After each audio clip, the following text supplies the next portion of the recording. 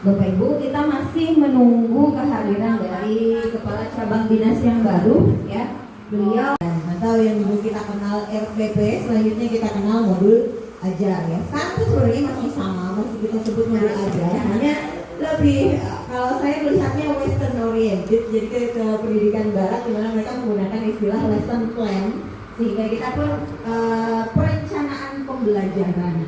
Jadi rencana mau belajar di kelas itu gimana? Sebenarnya kemarin sudah kita semuanya sudah kita sampaikan, mulai dari apa yang pertama, core tengahnya, lupa lagi. 8, polanya adalah 8. 3, 3, 4. 8 apa? 8 DPL. DPL apa? Dimensi profil lulusan. Lulusan, diingat lagi 8 ya. Kemudian 3. 3 prinsip pembelajaran. Prinsip pembelajaran yaitu kesadaran, bermakna, menggembirakan. 3 yang selanjutnya 3 pengalaman belajar. Belajarnya 3 Memahami, mengaplikasikan. 4-nya apa?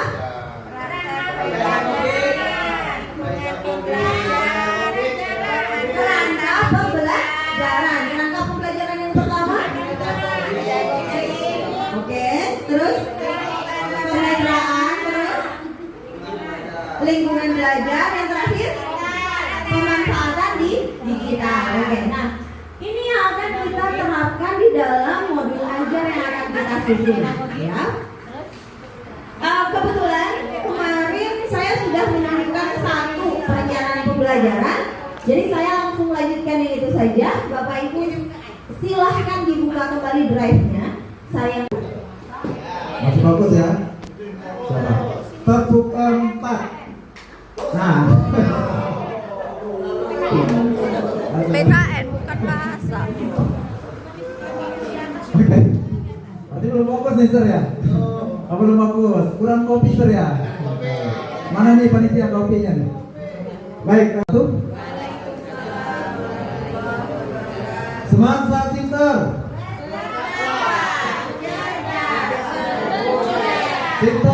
Sinter.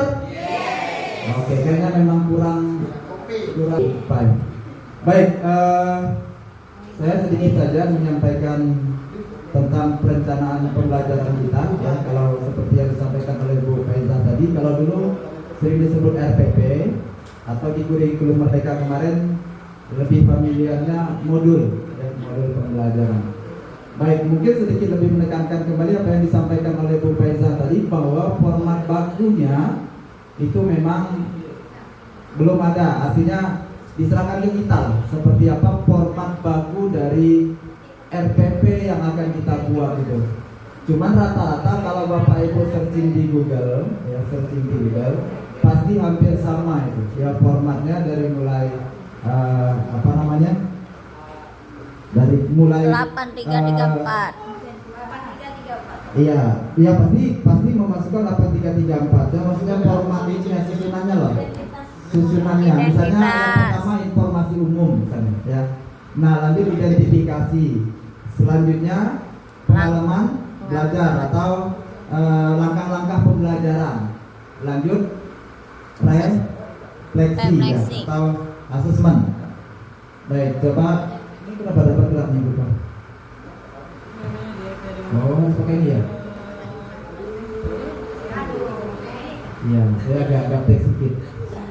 Baik Bapak Ibu, kemarin saya sudah menyampaikan tentang prinsipnya, ya, prinsip pembelajaran deep learning ini atau pembelajaran mendalam.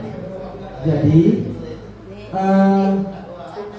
formasi 8334 itu harus ada di rencana pembelajaran kita ini. Tapi mungkin secara susunannya ya, dia tidak harus pertama 4, lanjut ke 3, dia berbaur di sana. Oke, coba kita sedikit dulu. Saya tadi diberikan amanah untuk menjelaskan langkah-langkah pembelajaran gitu ya.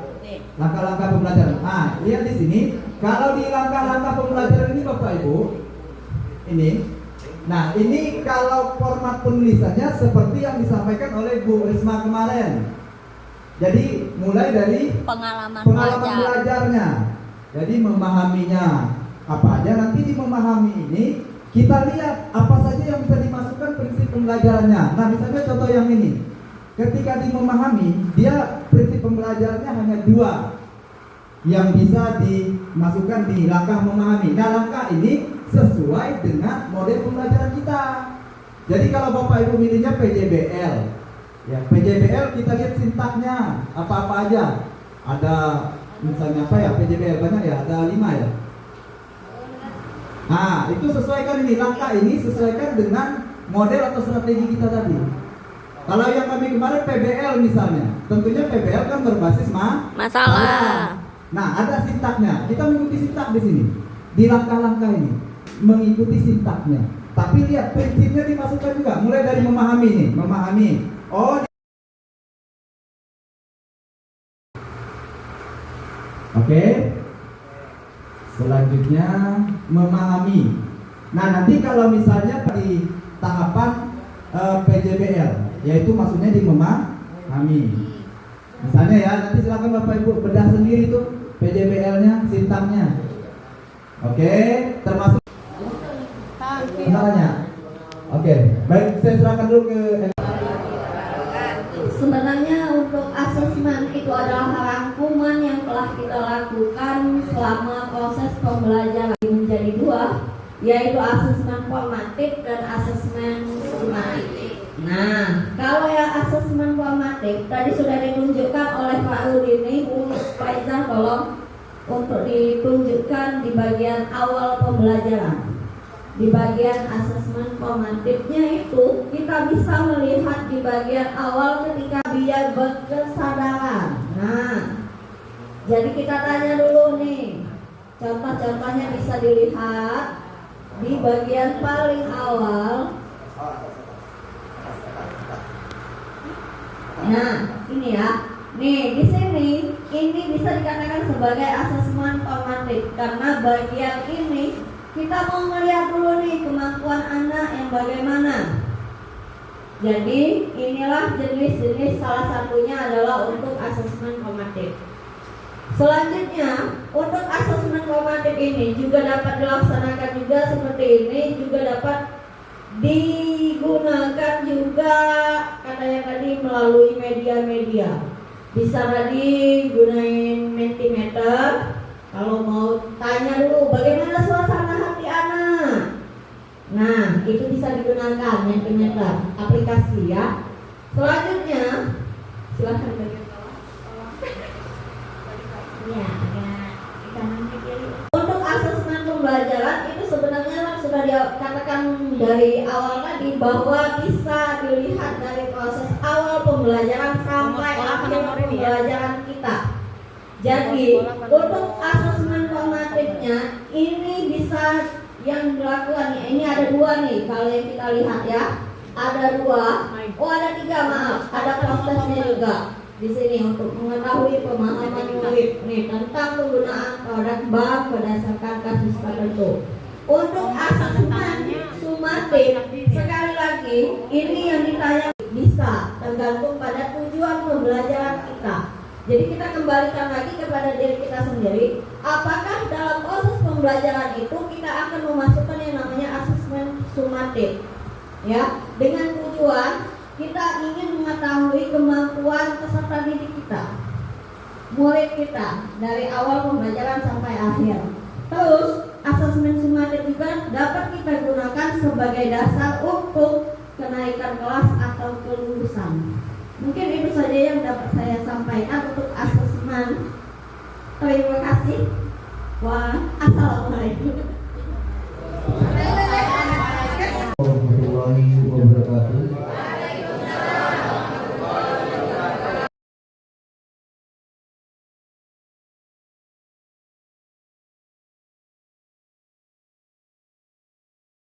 Mendalam Udah, one take. Cuma tadi saya ada di kepala saya coba andai kata walau mungkin coba seandainya ya tambah kolaborasinya misalnya dengan humas sekolah, misalnya kita punya website, hasilnya itu kita masukkan di website kita misalnya. Nah, keren itu, tambah keren. Ya gitu ya. Kalau yang lainnya saya rasa ini satu siklus ya Bu Pak ya? Satu siklus ya? Gimana? Ya artinya ketika tidak berhasil misalnya tidak ada siklus yang lain, hanya sekali jalan. Oke, kami rasa kalau saya ya. Konsumsi hari ini. Baiklah, kita dari kelompok 5 perkenalkan saya Emma Susilawati, mohon izin untuk bisa membuka acara presentasi kali ini. Di sebelah kiri saya Ibu Pinar, beliau selaku narsum dari BK, kemudian Ibu Yayu memang kami dedikasikan untuk presentasi sekaligus untuk memaparkan materi yang sudah kami buat. Yang paling ujung ekonomi itu sebagai narsumnya dari Mapel Ekonomi. Begitu Bapak Ibu, tidak usah berlama-lama, sekarang boleh Bu Ayu presentasikan, guys. Terima kasih.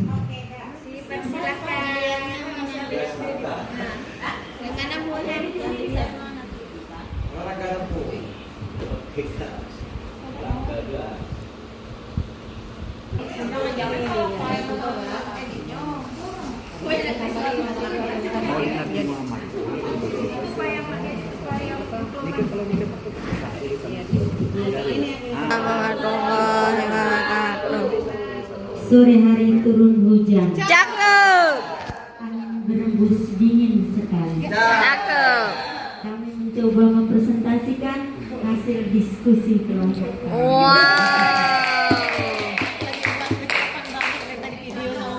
Ini sebenarnya jatahnya Pak Nopal ya, tapi masalah ya. Simulasi intuisi kolaborasi ini antara ekonomi, geografi, BK dan bahasa Indonesia, biologi kemarin ada pesan, tapi bisa masuk juga sosiologi sebenarnya. Ini kami tambahkan di sini seandainya nanti kami mau berkolaborasi, boleh sejarah juga bisa sebenarnya, gitu ya. Kemudian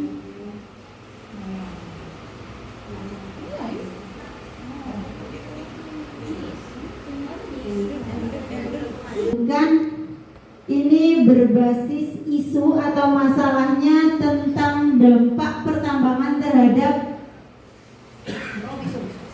pertambangan khususnya di Bangka Belitung ini terhadap ekonomi, lingkungan, bahkan sosial budaya yang akan kita integrasikan ke dalam mata pembelajaran tersebut, mata pelajaran tersebut. Yang pertama, ini pada peserta didik atau murid itu tidak fokus dalam kegiatan pembelajaran di kelas karena dampak dari pertambangan dan kaitannya dengan ekonomi khususnya di Bangka Belitung yang tidak stabil, dan itu akibat banyak adanya pertambangan ilegal.